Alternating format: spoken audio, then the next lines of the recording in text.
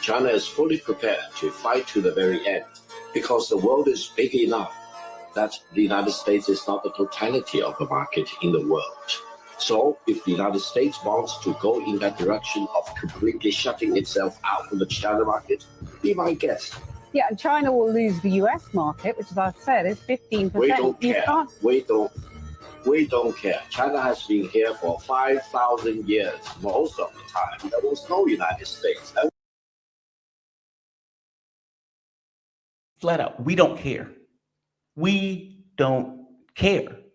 And apparently the audio was gone for the other one. KJ, give me 1 second. I do want to play this guy's clip. Right here.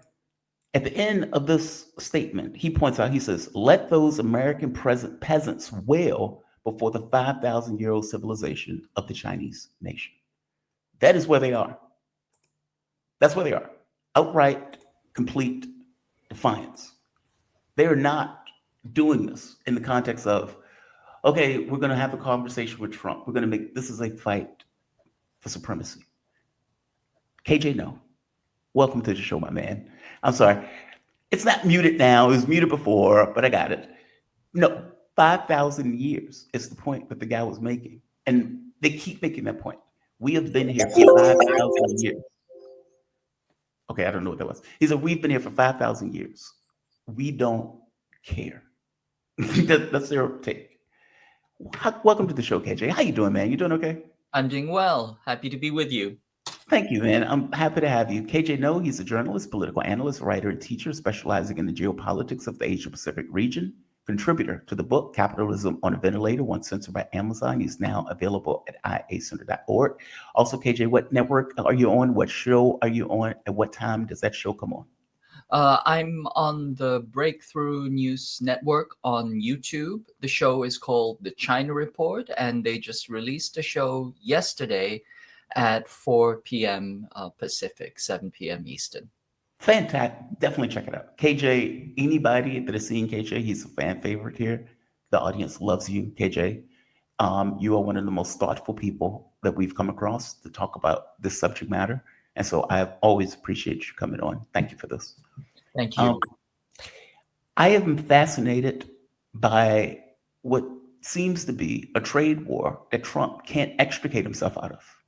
And for whatever reason, he seemed to have this belief that China was going to come kowtowing to him for a deal. And up to this point, even the Wall Street Journal, they point out China hasn't called because China's not going to call. In fact, just to give the top bar for the Wall Street Journal article, because it's a fascinating article that gets across, Trump doesn't know effectively what he is doing. He is looking now to other countries to help him out, countries, by the way, that he's fully alienated, in order to bail him out of this mess with the idea that, well, maybe we can gang up on China and get China to come to the table. So right here, this is a piece from the Wall Street Journal. It says, America needs its allies and partners for what is shaping up as a protracted contest for geopolitical primacy. Now that President Trump has unleashed a trade war against China, there are no rush, or there's no one that is rushing. Oh, I'm sorry. They are in no rush to take sides. So effectively, all right, we're now in a trade war with China. Okay, we don't know how to get out this trade war with China. We need people to help us fight China in this economic battle. Nobody is in a rush to go to either side in this. And yet, what you've seen is Xi Jinping going to Malaysia, going to Vietnam. He's shoring up support from some of these countries. Europe is effectively going there in July. I would imagine they're going to have a conversation about trade relationships. There's talk about removing some of the tariffs associated with their automobiles going into Europe, meaning creating a trade relationship between China. In this sense, Greenland has effectively said they want to move closer to China on this. The transatlantic relationship has been strained, to put it mildly, broken, depending upon other sources that you read. I mean, for God's sake, they're saying when you go to the US, you have to take telephones because they don't trust the US now. And China seems to be in this to win it.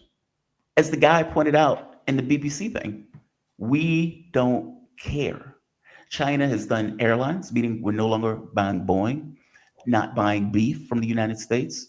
Apparently, Trump is going to have to give farmers money to keep the farms open because China apparently is getting that stuff from other places. This is across the board where China is escalating this, where Trump had to effectively back down on his tariffs, but they dropped them to 10%. And then on top of that, had to effectively leave out electronics, three-fourths of which come out of China. And one last point before I bring you in. This story came out, wow, where is it? It was going for the economic data, but this right here, first quarter GDP. Look at these numbers that China is putting on the board.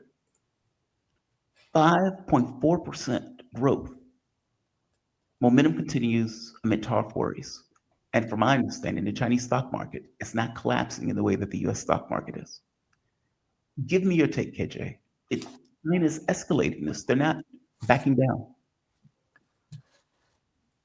You know, the Chinese have said that they're open to dialogue, but only if they are treated with respect. And I think Trump has kind of thrown that out the window. He says that, you know, people have to kiss my ass before I'll have a dialogue with them.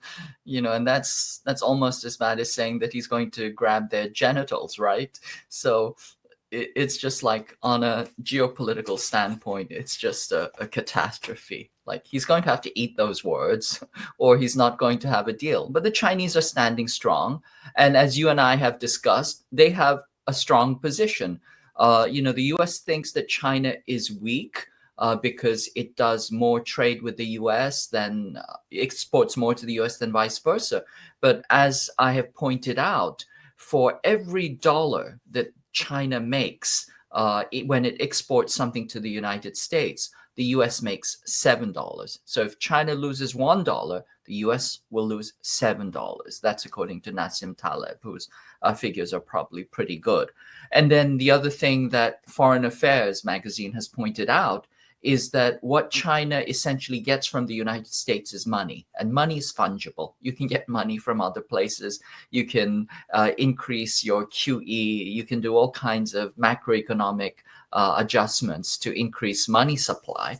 But what the United States gets from China are tangible goods, specific goods, finished goods, intermediary goods, etc.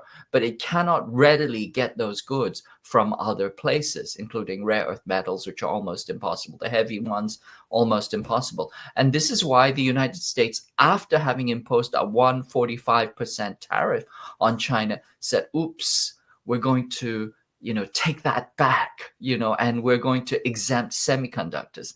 Now, Jamal, you're a chess player, right? You know that when somebody makes a move and they say, oh, I take my move back, you know what that means, right? Well, they made a bad move, right? If they made a bad move, you're dealing with an amateur, right? No.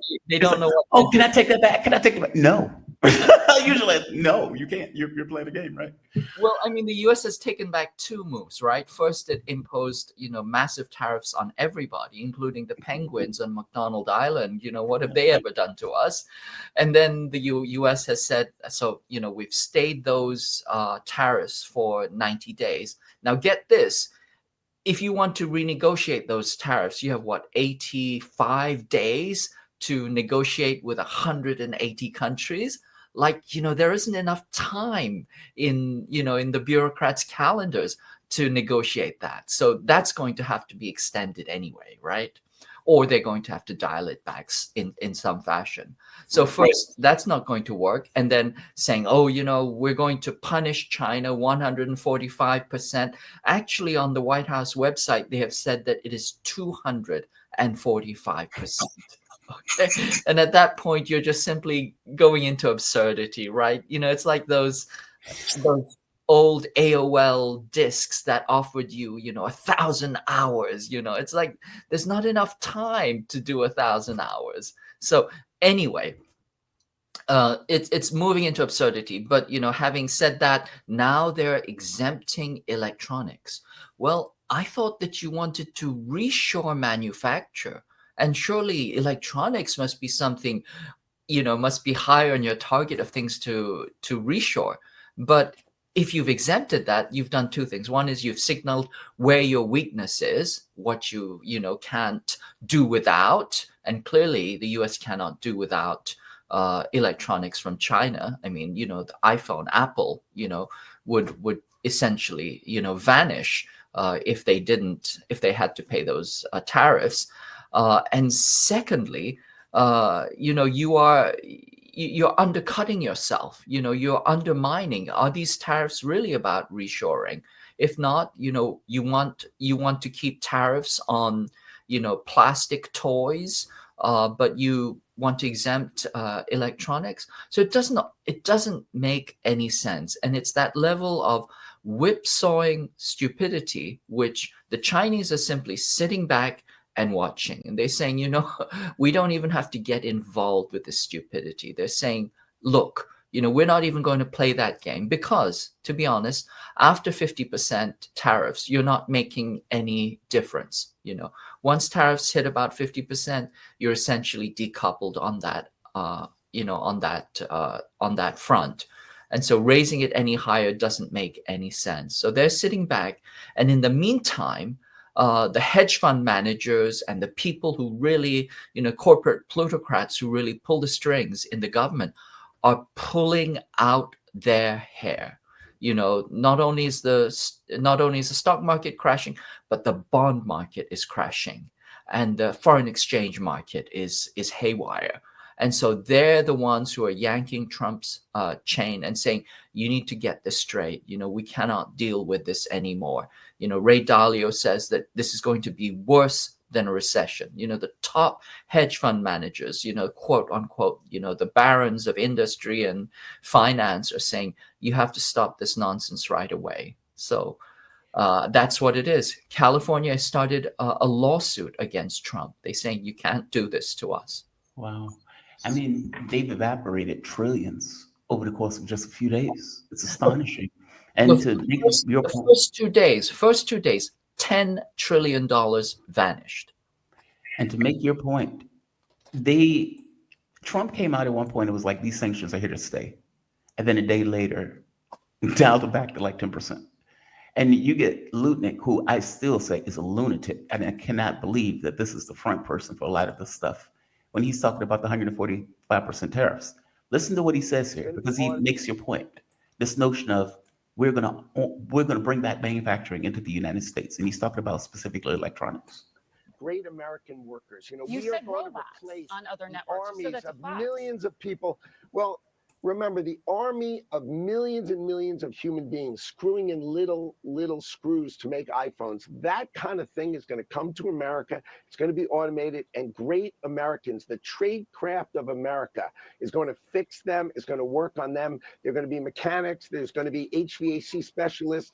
There's going to be electricians. The trade craft of America are high school educated Americans. The core to our workforce is going to have the greatest resurgence of jobs in the history of America to work on these high-tech factories, which are all coming to America. That's what's going to.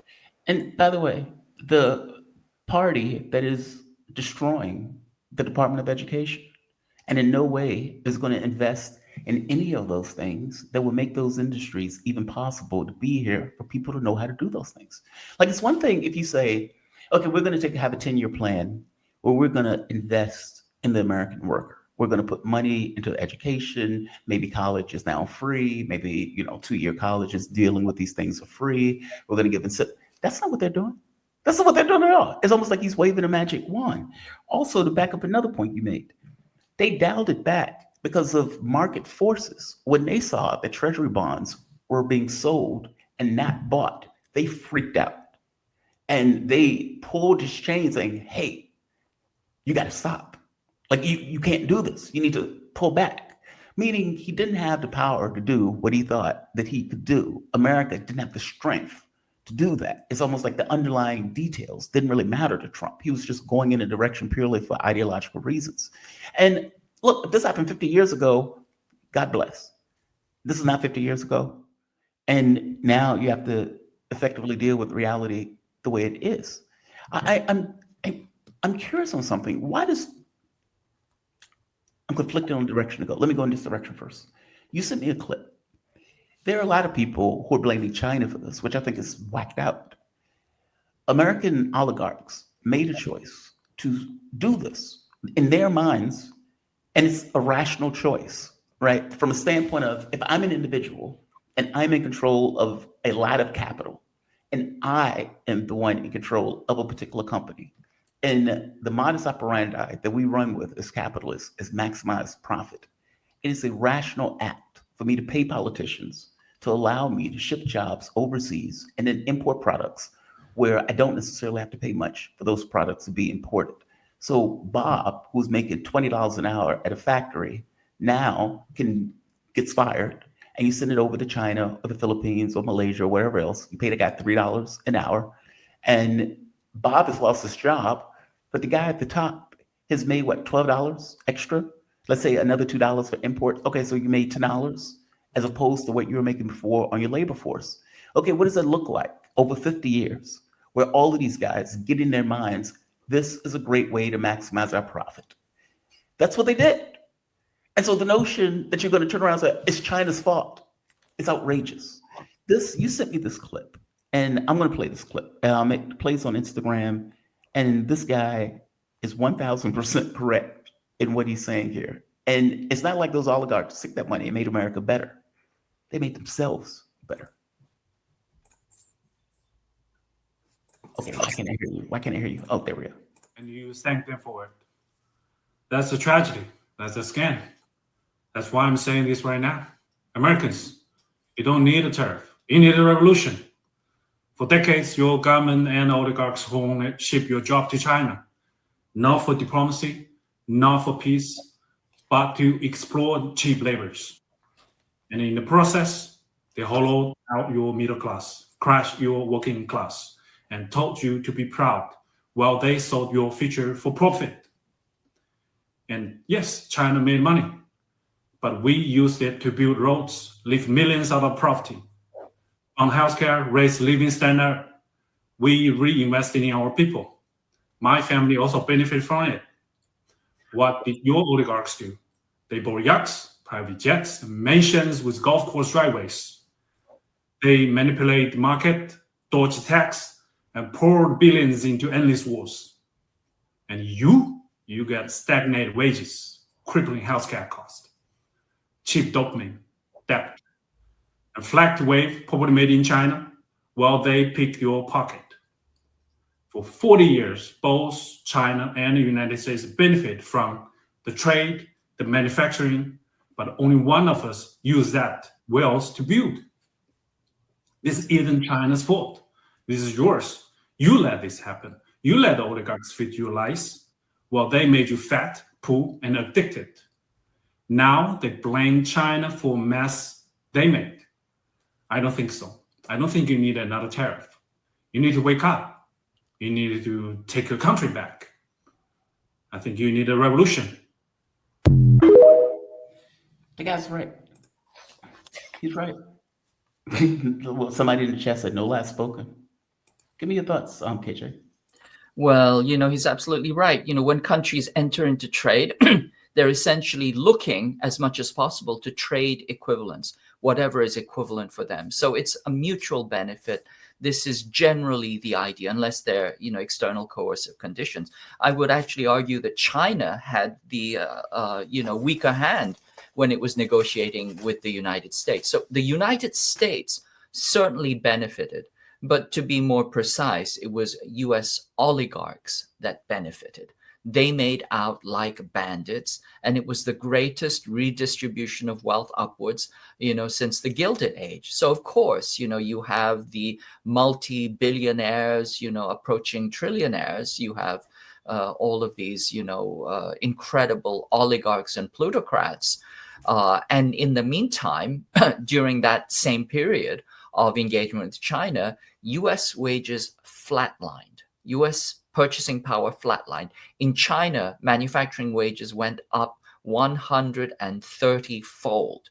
The Chinese went from being dirt poor to being reasonably, comfortable. And so during that period, the wealth went to the people, both in terms of infrastructure, in terms of public goods, in terms of near universal healthcare, near universal free education, etc. They saw those benefits, and their society got better and better. And that guy, got his English studies because his family did well, and he was probably able to study English somewhere. Okay, so the benefits, that tide lifted all boats in China. In the United States, it was highly concentrated and went straight to the plutocratic class, who simply leveraged it to make more money, to get more tax exemptions, as he points out, to get more and more advantage, and to gain massive political power. And so that is the fundamental problem with this. Now, if I were to, nitpick with him, I would say that it's not that you let this happen, we the people let this happen. It was that they were bamboozled into thinking that it wasn't happening, that, Democrats and the Republicans, both parties, essentially ran a con job on them. And each time they said, it will be great, and, look at how, wonderful it's going to be. And of course, none of that trickled down. And then now they're starting to blame China for their venality, for their corruption, for their theft. They want to blame it on somebody else. The other piece of this, I think it's important to understand, is that, when corporations take their business abroad and they're in search of cheap labor, they're doing two things simultaneously.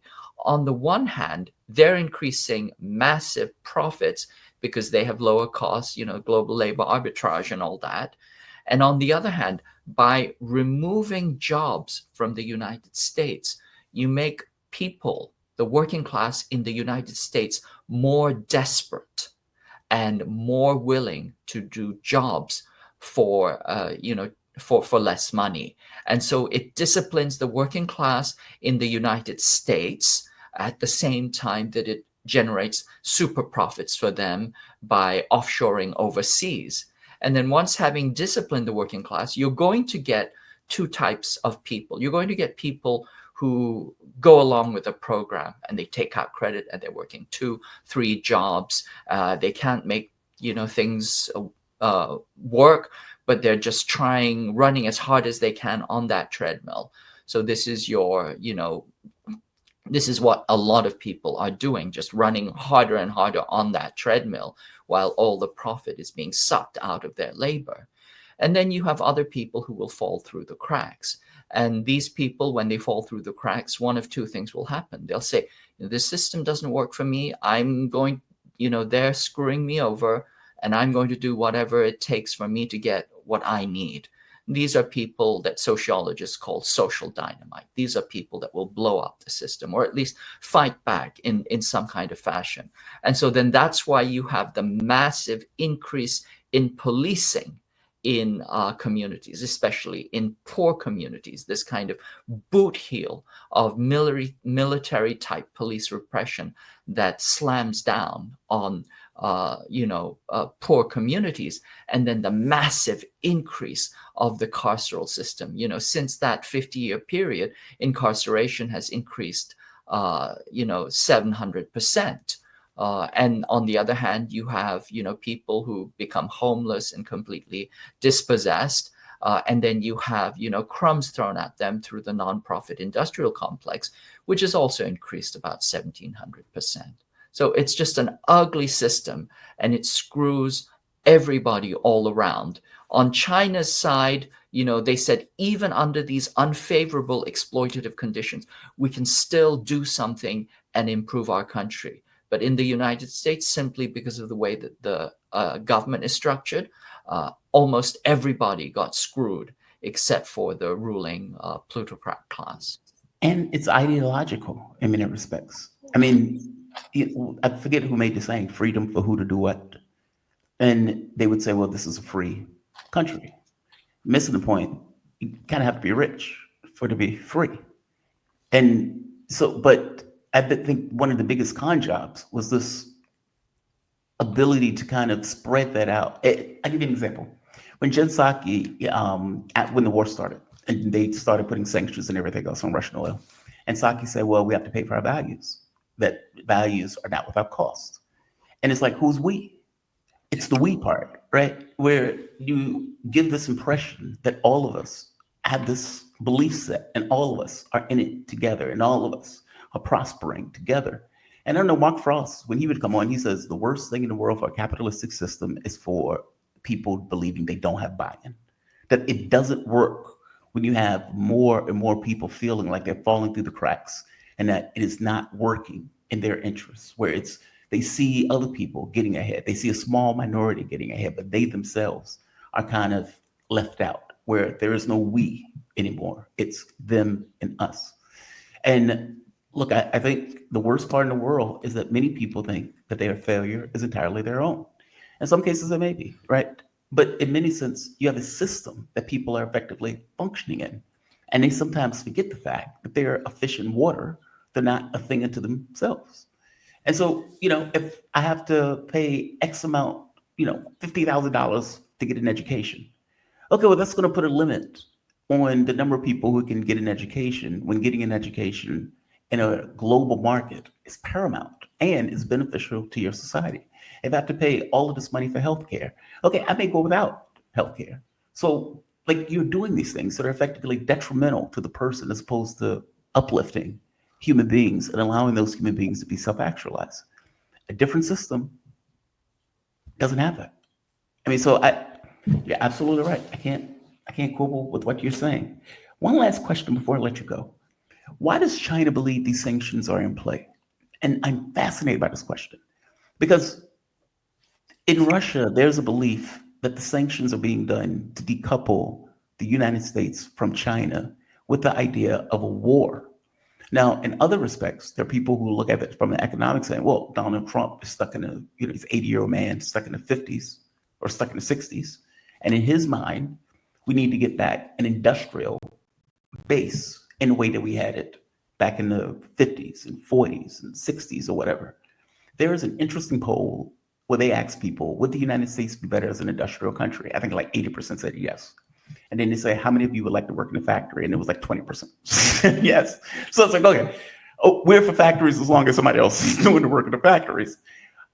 Okay, I don't know how that works, right? But what does China, how do they view it? Are they viewing this decoupling as, okay, Donald Trump is trying to flex economic might in order to get economic advantage? Are they looking at it as Donald Trump is trying to decouple from China in order to go to some kind of actual hot conflict? How does China view what Donald Trump is doing with this? China hasn't, released any official position on this, but I think I would say all of the above. I think they see it as part of ongoing hybrid war against China, starting with, the 2011 pivot to Asia. That was really the beginning of this. This is the beginning of a declaration of war. And I would argue that we are already, in some sense, at the beginnings of a global world war, starting with Russia and many other conflagrations. And it's just continually building up. And so then these tariffs and sanctions make sense in that they're a kind of decoupling in preparation for war. And I think Brian Berletic has made that point on several occasions. I think that he's not wrong on that. So on the one hand, you can see it as hybrid war or the pre-kinetic phase of a continuous ongoing project of war against China. And the decoupling is part of that. And I want to point out that, originally the plan when the US engaged with China was to absorb it and do a Soviet Union on it. When that didn't work in 2008, the global financial system collapsed. China was supposed to be this Potemkin state that was going to collapse of its own accord. And then the US would simply, rush in and pick out, like vultures, they would, pick out, the fat of the carcass for themselves. It didn't collapse. Instead, the global Western financial capitalist system, the financial system, collapsed. And China was actually the strongest of the bunch. And that's when they realized that, oh, okay, China is not going to become absorbed as a vassal into the US neoliberal system. It's not going to collapse of its own accord. We need to give it a little push down the stairs. And that's when Barack Obama declared the pivot to Asia. This was an explicit plan of war. It came with a doctrine of war called air sea battle, that they drafted since about 2009, 2008. And so these war plans go back a very, very long way. And Trump has simply kind of tacked left and right, shifted some of the tactics and shifted it from the terrain of a generalized hybrid war into a more focused tariff war, because that's what he loves. He loves tariffs. What he forgets is that if tariffs are nice for him, I mean, maybe they might be nice for other people too. I mean, two can play that game. It's like that Mike Tyson, quote, everybody has a plan until, their yes, their jaw hits my fist. This is the problem with the US ruling elite, is that they can't think ahead. Once again, it's that chess analogy. It's like you play with a beginning chess player and they don't understand that you actually have a counter strategy, and they're astonished when you start taking their pieces. It's like, you can't do that. How can you do that? Well, you have to understand that if you have a plan, the other side has a plan too, and there is going to be a counter strategy. Now, the US has been very good. It's been actually very, very skilled in kind of this domestic process of exploiting and undermining its people. I mean, you mentioned, for example, the $50,000 tuition, and in some cases closer to $100,000. Why would you, if you're trying to develop your country, why would you put that kind of burden on the development of your, cognitive workers? The reason for that is that if you saddle with them with that burden, it keeps them in line. You put that yoke on them from the moment that they are an adult. At the moment they're 18, they're going to be saddled with tens of thousands of dollars worth of debt. Well, what that does is that it keeps them from doing anything other than looking for a career that will generate them money so that they can pay off this debt. In other words, once again, it's a way of disciplining and controlling society, especially youth, because youth are the people that often rise up and try and change the system. You've disciplined the university because, the challenge to society has often come from the university. Once you saddle young people with that kind of debt, they can't look anywhere but towards, a career of making as much money as fast as possible. So this is deliberate. This is a deliberate saddling of young people with debt in order to control them, in order to profit from them, certainly, but in order to keep them from having other ideas, in order to keep them from challenging society, as they did en masse in the 1960s. 1968, students almost, changed the entire global system. So it's a way of controlling and manipulating and dominating and repressing, the kind of inherent justice-oriented impulses, I believe, of young people. And of course, we're fed this lie, as you point out, that if we don't make it and are not successful in this society, then it's our fault, right? This is what Steinbeck said. Everybody in the United States is a temporarily embarrassed millionaire, right? Or a temporarily embarrassed billionaire now, for accounting for inflation. But this notion that, we're just like one step or one hack or one little project away from being financially independent and successful, you just have to work harder. This is the ideology, this is the lie that is told us. And the opposite side of that is that if you fail, it is your fault. It's not that you have been screwed over 50 ways to Tuesday. It's that there's something in you that was wrong, that you didn't try hard enough, you didn't work hard enough, you didn't hack your neurocognitive capacities well enough, or something like that. But it is your fault. But it always comes back down to the individual. And this is the kind of core ideology that traps people and keeps them from making change. You see, the word individualism doesn't exist in the English language until around the 1750s. Okay, it's a new word. And it used to always be prefaced with the modifier economic individualism. What is economic individualism? It's a euphemism for capitalism. So the rise of individualism is also the rise of capitalism. They go hand in hand. And the reason for that is that capitalism is a predatory system. It exploits people, it preys on people.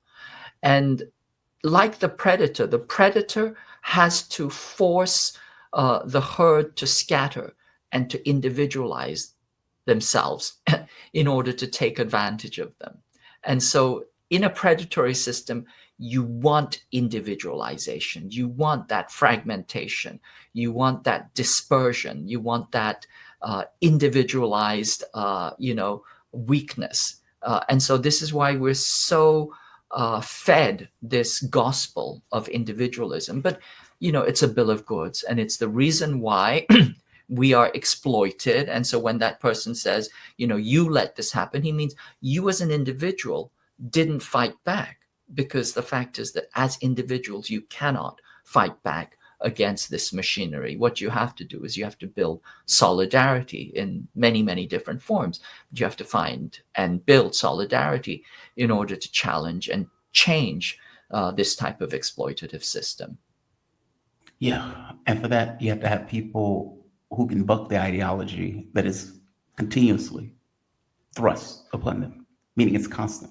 It's like you'd have people even arguing, well, I had to pay for school, so kids shouldn't be able to get free college. Or I have to pay for this, so people shouldn't get health care. Or we don't believe that people should get Medicaid. They are trying to take nearly $1 trillion of Medicaid. And mind you, I can tell you, the US healthcare system is, if you go anywhere else in the world, and they would say, I've had to get treatments in various countries. I think I've been in more hospitals in more countries than anybody else in the world. And often they would say, why on earth does the US healthcare system function the way that it does? It makes no sense. And only thing I can do is shrug and say, you're absolutely right. Like when I can give you an example. And I'll let you go after this because I have another interview that I have to get to. And there's one other question I want to ask on treasuries. I was in Egypt. I was in Cairo. And I'm sitting there waiting for the treatment to start. And this Egyptian guy comes out. And he's smoking. He's like, would you like a cigarette? Take a cigarette. And we're sitting there smoking in the hospital. And he asks me, he says, how much do you have to pay for this? And I tell him. And he says, my country pays for this for free. He was German citizen. I think he's like German Egyptian or something. He's there for medical treatment. And he's effectively saying, well, the German government and the healthcare system pays for it if you go to other countries, because from their point of view, if you get healthcare in Germany or somewhere else, it's still healthcare, same difference. If I leave the US, then I leave the US. And even in the context of being in the US, the amount that you pay for it is astronomical in comparison to what you would pay for it elsewhere. I was in Israel and I had to get medication in Israel. And I remember going to buy it, thinking to myself, oh my God, this is going to hurt. I don't have insurance in Israel, obviously. It was less than I was paying for it in the States with insurance, or about equal to what I was paying for it with insurance. That's astonishing. And most Americans don't know that. From their point of view, this is just the way the world is. Not realizing that there's a system being imposed upon you that is making it that way. It's not magic. It didn't just happen that way. Those profits are being extracted on something that you effectively can't live without. One last question, KJ, before I let you go. You're utterly awesome. Treasuries. Apparently, Donald Trump is looking for the country that is releasing a lot of U.S. treasuries. Is that China? You're shaking your head. I'm taking that as a yes. Go ahead. Oh Yeah. no, I'm asking you. Is that Well, China? there's a huge problem with treasuries because treasuries, as you know, is what people go to in times when the stock market is turbulent. People shift to bonds because these are often corporate, but often sovereign debt. You can buy sovereign debt. Right. And when T-bills go up, it means that when the interest rate goes up, it means the price is going down. It means a loss of confidence, a loss of long-term confidence Right. in the country. It means that they consider the US no longer to be a worthy creditor. And if you understand that, the T-bill and the US currency is the foundation of the global financial system, Right. when investors send that message, they're sending a message directly, to the United States. Your country is no longer credible. Your credit is no longer something we can trust. And remember, credit. You're okay. No, Yeah, I apologize. I have to plug. you're perfectly fine. You're perfectly fine. Otherwise, I'm going to lose electricity juice. But it's like your credit. Credit means I believe you, right? It comes from Latin credere. It means to believe. And when people give you credit, it means they trust you. It means they believe you. And when they don't trust your credit, it means they don't trust you anymore. So there's a foundational crisis of confidence in the United States itself that is manifesting in these markets. And not a surprise. I mean, we've seen this coming for decades. But as you point out, once again, it goes back to a system that is based on grift and exploitation and fraud. That, like when you go for that medical treatment, you are paying, a ridiculous markup. And all that profit is just being extracted straight up to the top, to the executives, while you, the U.S., a client, the medical client, is paying through the nose. We have the most expensive medical system in the world with the worst outcomes Yes. of the OECD. And this grift is ongoing. It's an ongoing grift. From my experience and other people's experience, people I know around me, every time you go to the doctor, or especially if you call for, an ambulance, it feels like you're getting mugged, right? I mean, it's literally a mugging. I mean, it's a authorized mugging. It's a legalized mugging, but you're getting mugged. You go to the ambulance. I had a friend who took an ambulance. They gave her a baby aspirin on the way, just as a precautionary measure. They charged her $30 for that baby aspirin, right? Like, why is that even legal? Why is that even why is that tolerated? But this kind of incredible markup is what we're subjected to all the time because the grifters have control over the system. They're making windfall profits of it. And now what's interesting right now is you're starting to see some of that break down. I mean, this is a separate topic, but connected, is TikTokers are now showing that, that luxury handbag that you're paying $38,000 for is only worth, like $600 or $1,300. I mean, it's like a 90-something% markup. Wait for this. I think that we're going to see the same thing with pharmaceuticals, right? You're going to see TikTokers who say, you're paying, $5,000 for that drug.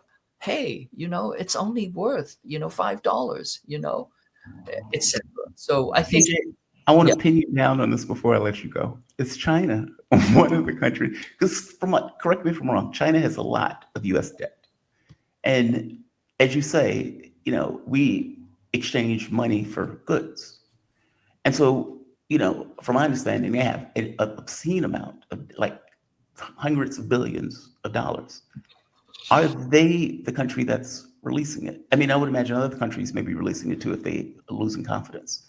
But if China has a lot of the treasury notes And we're looking for, okay, where's this coming from? Because apparently they were freaked out by the fact that A, they weren't being bought, and B, they were being released. And from my understanding, they couldn't necessarily delineate who was releasing them. I would imagine why wouldn't it be China? As far as we know, it was actually Japan. Now, you're right. Treasuries are traded over the counter. And so there's no centralized exchange where you can keep track of who's selling what and how much. But we think, as best as we know, that these were actually Japanese banks that were dumping US treasuries. Interesting. Because their market is getting hammered right now. I mean, they're talking about like cutting interest rates, all sorts of stuff from the thing. KJ, you are fantastic. We had a massive crowd. I think we got up to like 770 people, if not more. To be fair, we had a damn good show today, but you topped it off, going towards the end, leaving and ending strong. Thank you for this, man. The audience loves you. I love you on the show. We deeply appreciate you coming on. Thank you. Always a pleasure. You have a good one. And just to be clear, KJ, no, I always want to tell people where you are.